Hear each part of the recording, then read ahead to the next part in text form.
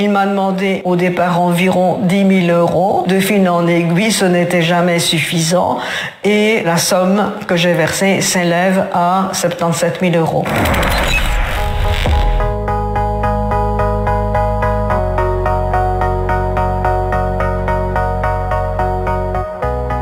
Qu'est-ce que vous avez encore comme argent? Qu'est-ce qui vous reste? Rien. Rien, ma pension. Je vis difficilement, péniblement.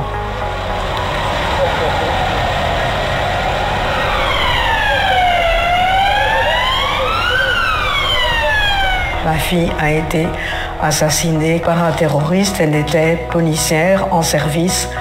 Elle a été assassinée de 20 coups de couteau en compagnie de sa collègue et amie. C'est le début de la descente aux enfers, très clairement. Je reçois une invitation de la part de M. Jean-Philippe Mollet. Je n'y ai vu aucune malice, je ne pensais à rien du tout. Mais M. Mollet apparemment connaissait ma situation. Il avait dû lire les messages sur Facebook, m'a parlé de ma fille, m'a manifesté énormément d'empathie. Et puis, la situation a très vite dérapé, je dois dire. C'était quelqu'un qui était fort disponible, il m'encourageait tous les soirs, je bavardais avec lui pendant 1 heure, 1 heure et demie. Monsieur Mollet a manœuvré très très habilement. Très vite, il est devenu, je dirais, indispensable. C'était l'ami à qui je pouvais confier mon désarroi, qui essayait de m'encourager. Quelque part, c'est un fin psychologue qui a su comment il devait me manipuler. Une fois, il est resté juste pratiquement toute la nuit pour me remonter le moral. C'est là, ce jour-là, qu'il m'a sauvé la vie. Je suis désolée, mais honnêtement, je dois le dire quand même.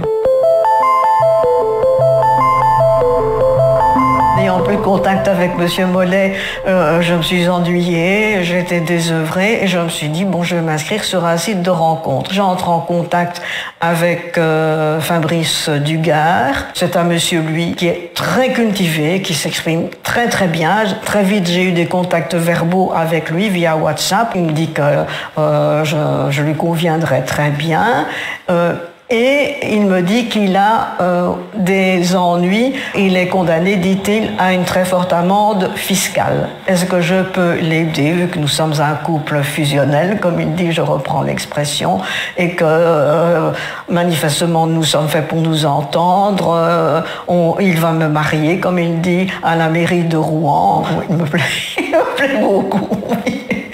Et donc, je peux lui faire confiance. Est-ce que je veux bien lui donner un coup de main pour payer cette fameuse amende fiscale? Est-ce que tu peux m'envoyer 10 000 euros? J'ai eu aussi la bonne idée d'emprunter 15 000 euros.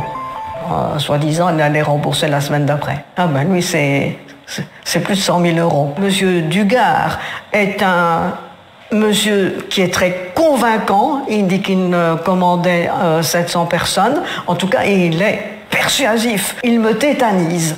Une fois qu'il commence à argumenter, moi je ne sais plus rien objecter. C'est fort, ça va très loin et ça confine même à la maltraitance parfois. Je suis très mal dans ma peau, je me sens humiliée, dévalorisée. Je me dis mais comment as-tu pu être idiote à un point pareil? Maintenant je sais que le mal est fait. J'ai porté plainte contre M. Mollet, je vais porter plainte contre M. Dugard.